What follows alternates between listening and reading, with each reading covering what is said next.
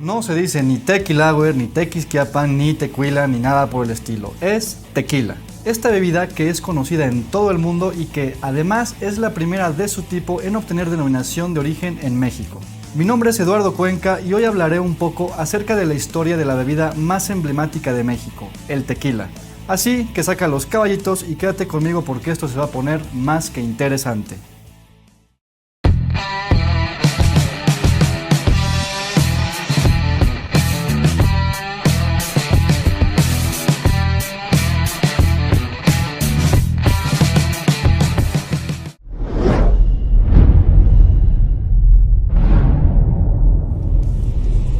La historia del tequila nace del choque de dos culturas, la de México prehispánico y los conquistadores del Viejo Mundo, es decir, los españoles.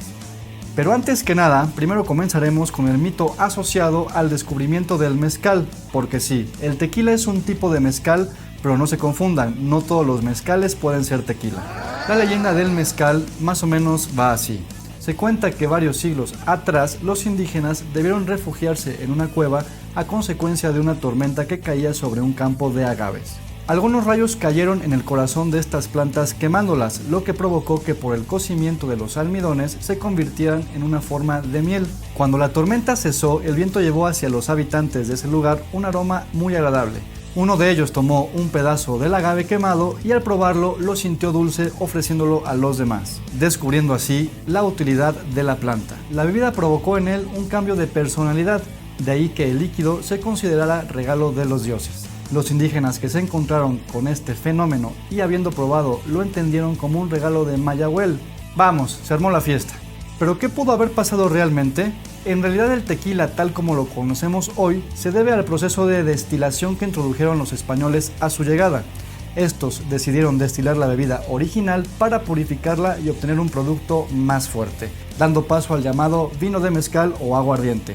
Los españoles fomentaron la producción del agave y sentaron las bases para la elaboración del producto característico de la zona.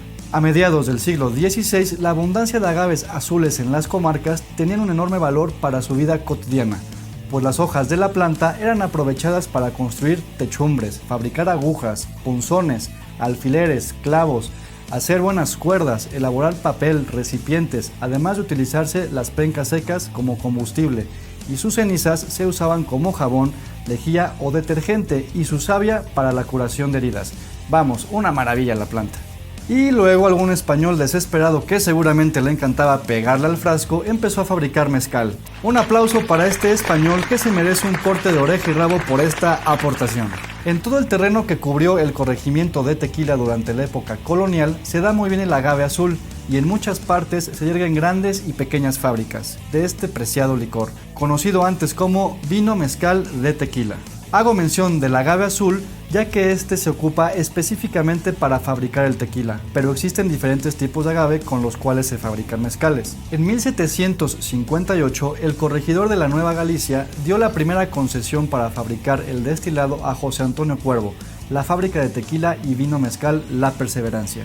Sería la primera en producir remesas para la exportación de 1888. Luego, para el porfiriato se extiende el consumo de mezcales en distintas partes del país gracias al ferrocarril, aunque tales bebidas son consideradas propias de la plebe o las clases bajas. Con la revolución y época de oro del cine mexicano, se revalora el tequila como rasgo de identidad, esto porque la cerveza acaba con la hegemonía del pulque y el tequila pasa a ser la bebida nacional por excelencia, tanto así que desde la década de los 70 obtiene la denominación de origen. El 22 de noviembre de 1973 se resuelve favorablemente la solicitud y se publica la denominación de origen el 9 de diciembre de 1974. Además, se establece un convenio entre México y Estados Unidos mediante el cual México está de acuerdo en impedir el uso del nombre Bourbon dentro de su territorio y los Estados Unidos reconocen al tequila como producto distintivo y exclusivo de México. Hablando de Bourbon, te comento que en otra ocasión hablaré acerca de los tipos de whisky para que estés al pendiente. En la actualidad existe un consejo regulador del tequila. Este es quien coordina, supervisa y legisla la elaboración del mismo, así como sus categorías y clases que existen, pero de ello te hablaré en el siguiente capítulo.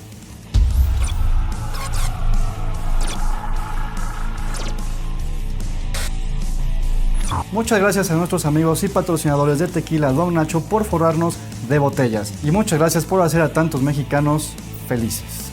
Si estás viendo este video en cualquier parte de América, Europa o Asia, puedes conseguir Tequila Don Nacho. Por ahora te propongo que abramos una botella de tequila y digamos salud, pues como dijera el compositor de la banda Oasis, Noel Gallagher, del rock mexicano no sé nada, del tequila sí.